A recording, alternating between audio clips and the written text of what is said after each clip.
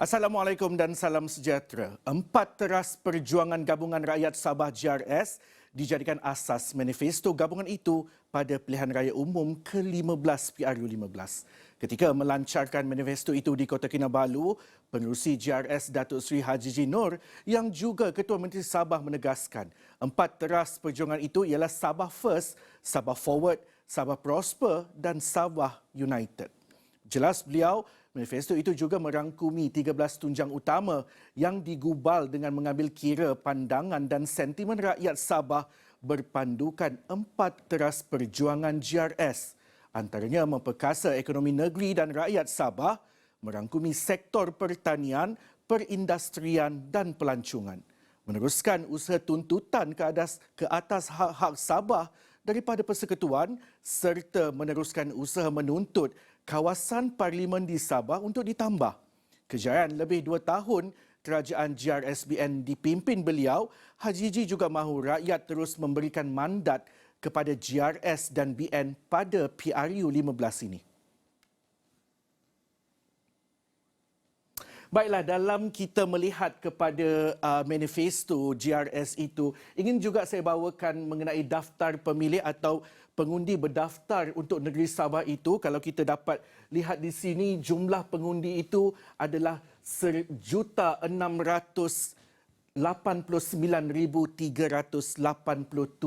pengundi. Dengan kalau kita lihat pecahan dari segi lelaki dan perempuan, dia hampir sama, 50.21% lelaki, perempuan 49.79%. Dan bukan itu saja, ingin juga saya melihat kepada daftar pemilih untuk negeri Sabah ini adalah dari segi pengundi belia dari umur 18 hingga ke 39 tahun, iaitu di bawah 40 tahun. Kalau kita congak di sini, angka bagi 18 hingga 20 tahun ini di 21 hingga 29 dan juga 30 hingga 39 tahun, hampir 900,000 pengundi dalam kalangan belia kalau kita kategorikan 18 hingga 39 tahun.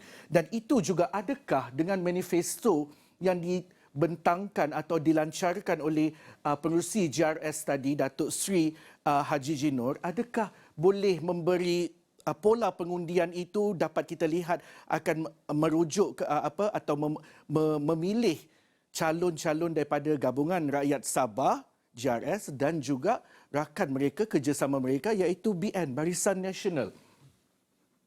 Dan juga ingin juga kita lihat dalam komponen GRS itu sendiri, kita ada Parti Pribumi Bersatu Malaysia iaitu Bersatu di sini. Dalam Bersatu kita ada Parti Maju Sabah SAPP, kita ada USNO, kita ada Parti Bersatu Sabah PBS dan juga Parti Solidariti Tanah Airku.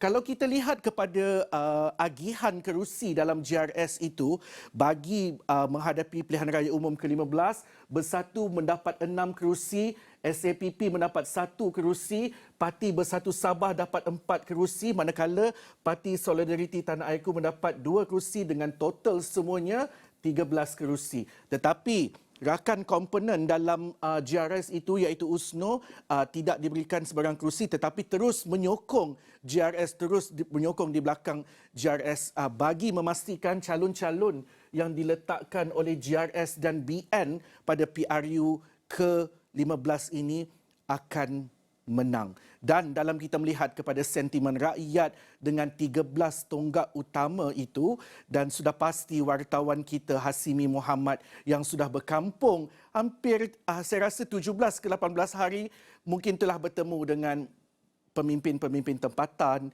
baik pemimpin NGO dan sebagainya. Hasimi, melihat kepada 13 tunjang utama manifesto GRS ini, adakah manifesto ini menepati kehendak rakyat Sabah yang Hasimi temui dalam tempoh hampir 3 minggu ini, Hasimi? Baik, terima kasih Asim di studio. Langsung kita bawakan perkembangan di Lahad Datuk untuk mengikuti rapat mengenai pengumuman manifesto JRS. Rakan tugas kita Abdul Hafiz Mustadi juga akan bawakan perkembangan tersebut di Astro Awani. Dan kalau kita melihat kepada pengumuman manifesto JRS yang meliputi 13 tunjang utama ketika ini, kita juga mahu menimbulkan persoalan apakah manifesto yang akan ditawarkan ini dan sudah pun diumumkan jika diberikan mandat mampu untuk mengangkat ekonomi di negeri Sabah secara khususnya dan membantu kepada ekonomi di peringkat nasional. Khususnya kita mengambil contoh bagaimana usaha-usaha boleh dilakukan untuk memastikan 8 daerah termiskin di Sabah ini dapat diatasi menerusi manifesto yang telah pun diumumkan oleh JRS ini.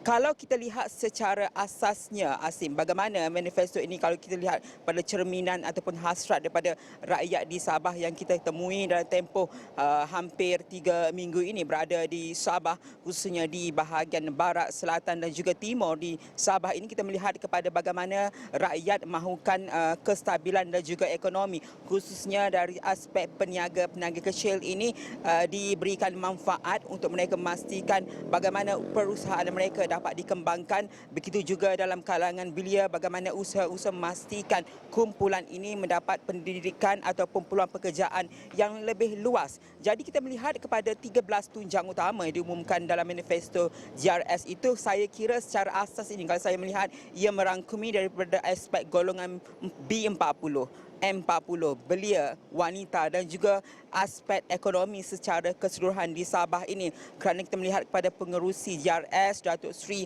Haji Nur itu juga mengatakan bahawa ini adalah satu manifesto komprehensif yang telah pun mengambil kira pelbagai pandangan dan juga sentimen rakyat di Sabah yang dikira penting bagi JRS itu untuk diangkat dan dimuatkan dalam manifesto ini, dan bagaimana dia memberi contoh pentadbiran JRS dan BN itu selama tempoh 2 tahun ini, bagaimana pelaburan FDI telah pun dinaikkan sehingga 21 bilion, bagaimana pelaburan domestik melebihi 940 juta ringgit dalam tempoh Januari hingga Oktober 2022 ini, dan bagaimana perkara-perkara itu mampu melegakan hati rakyat khususnya untuk kita melihat kepada aspek pembangunan itu.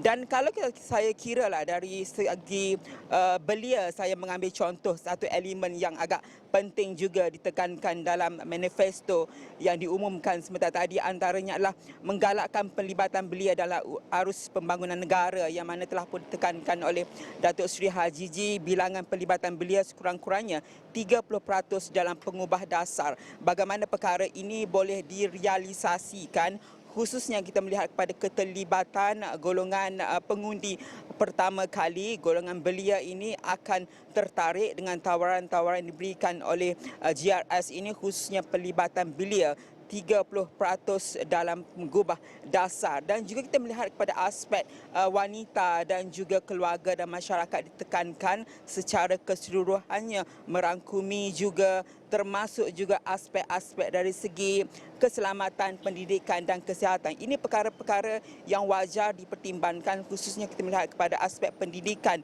Bagaimana JRS dalam manifestonya menawarkan bahawa sekolah-sekolah daif ini akan dinaik taraf. Dijanjikan bagaimana mereka menekankan pendidikan yang berkualiti menerusi manifesto ini untuk memastikan bahawa sekolah-sekolah daif itu dibaik pulih dan sebagainya. Dan kita melihat juga dari sudut aspek keselamatan ditekankan juga. Ini penting juga untuk melihat kepada negeri Sabah ini secara khusus, bahawa untuk mempertahankan kedaulatan Sabah daripada mana-mana pihak yang menuntut Sabah ini, dan juga melihat kepada satu solusi yang agak besar juga disarankan dalam manifesto ini kepada pihak persekutuan, yang mana mewujudkan kad pengenalan Sabah bagi mengenal pasti warga negara, dan kaedah ini adalah satu daripada pelindungan rakyat Sabah. Ini perkara-perkara yang saya kira secara asasnya menyeluruh, termasuk dalam memastikan bahawa aspek hak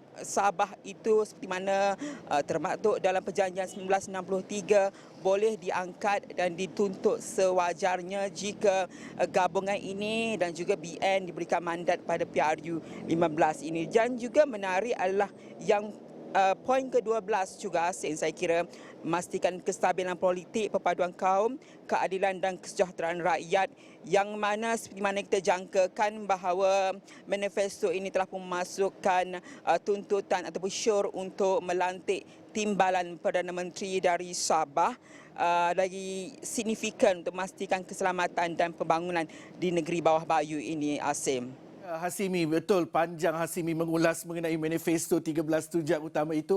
Ingin juga saya lihat bila Hasimi pergi ke kawasan-kawasan luar bandar, sebagai contoh di Semporna, sekarang berada di Lahad Datu dan mungkin lepas ini akan turun ke kawasan lain seperti saya sudah pasti akan turun ke pantai barat itu, mungkin sudah pasti akan singgah ke kawasan Beluran. Hasimi, jika tadi dalam manifesto itu akan memperkasakan mengenai keselamatan, kesihatan dan pendidikan. Kalau kita tahu sekolah-sekolah daif, fasiliti kesihatan di Sabah perlu ditambah baik.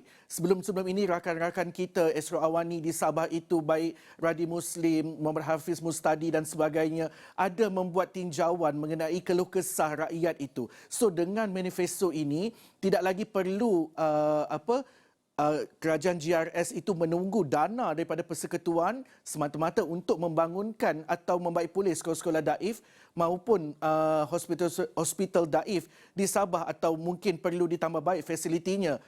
Bagaimana Hasimi melihat? Sebab saya tahu Hasimi pasti akan menyelusuri kawasan-kawasan luar bandar, sudah pasti akan melihat klinik-klinik kesihatan yang kita tahu sangat-sangat usang di Sabah. Betul, Asim. Bagaimana kerajaan negeri ini tidak akan terlalu bergantung kepada peruntukan yang disalurkan oleh kerajaan persekutuan. Bagaimana manifesto di peringkat negeri Sabah ini akan direalisasikan sekiranya berlaku kekangan-kekangan dari sudut peruntukan dan sebagainya. Semana Asim katakan, kemungkinan besar melihat kepada perkara itu perlu ada satu dasar yang jelas untuk memastikan peruntukan yang cukup untuk sekolah-sekolah daif dari segi pendidikan, keselamatan itu diperkasakan. Dan bagaimana perkara itu dari sudut ekonomi akan dilakukan oleh pihak kerajaan negeri ketika ini, khususnya kalau kita melihat mengambil contoh kepada FDI yang diumumkan oleh penerusi GRS tadi, kita melihat pada peningkatan bagaimana 21 bilion telah pun diperolehi oleh kerajaan negeri, dan bagaimana angka ini kelak akan membantu untuk merealisasikan manifesto janji-janji telah pun diberikan oleh GRS ini, khususnya untuk memastikan mutu pendidikan itu berada dalam keadaan yang baik. Dan kita melihat juga selain daripada itu bagaimana ia untuk memastikan manifesto ini kalis kepada cabaran ekonomi di peringkat global. Itu saya kira perkara yang paling penting yang perlu dilihat secara menyeluruh, bukan sahaja lampiran ataupun berapa tebal manifesto ini dibentangkan atau diumumkan kepada rakyat. Tapi kita juga melihat kepada manifesto Fati lain yang masih lagi kita sedang menunggu secara rasmi apakah tawaran-tawaran mereka, apakah ia akan sama seperti ini ataupun lebih menyeluruh, khususnya melihat kepada integriti pentadbiran, segi rasuah dan sebagainya seperti mana ditekankan oleh Presiden Warisan Datuk Seri Muhammad Syafiq Abda. Juga 5 bayangan elemen akan ditekankan dalam manifesto tersebut. Adakah ini akan boleh menyamai ataupun mengatasi garis ataupun tawaran yang telah pun diberikan GRS kepada rakyat menjelang pada 19 November ini, Asim? Terima kasih wartawan Esra Awani, Hasimi Muhammad. Mungkin lepas ini kita akan dapatkan laporan-laporan terkini daripada Hasimi. Baiklah, Buletin Awani berehat seketika, kembali lagi selepas ini.